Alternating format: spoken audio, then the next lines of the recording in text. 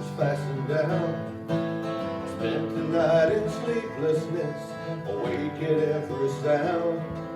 Half in hopeless sorrow, half in fear of the day. To find the soldiers breaking through to drag us all away.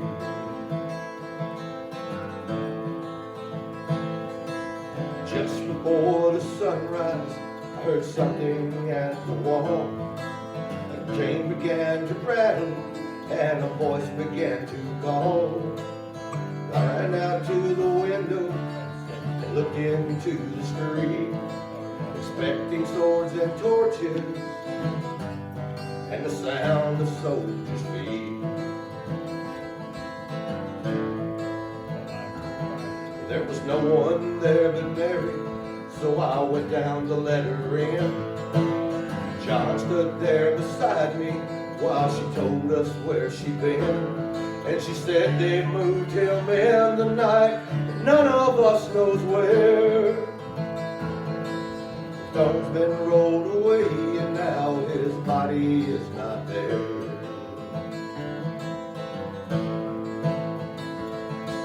We both ran to the garden and John ran on ahead. We found the stone and empty tomb, the way that Mary said. But the winding sheet they wrapped him in was just an empty shell. How or where they'd taken him was more than I could tell.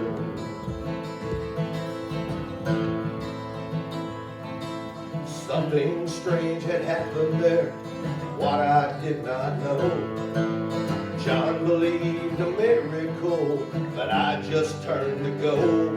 Circumstance and speculation couldn't take me very high, because I'd seen them crucify him, then I saw him die.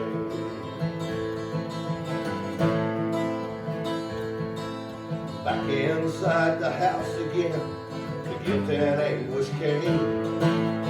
Everything I promised him just added to my shame. When at last it came to choices I denied, I knew his name. Even if he was alive, it wouldn't be the same.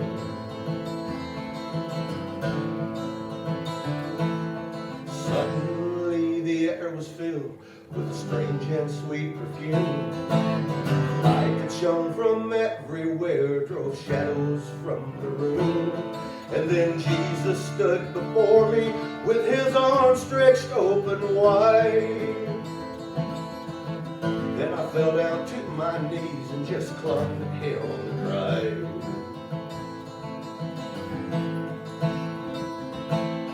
He raised me to my feet as I looked into his eyes. Love was shining out from him like sunlight from the skies. Guilt and my confusion disappeared in sweet release. Every fear I'd ever had just melted in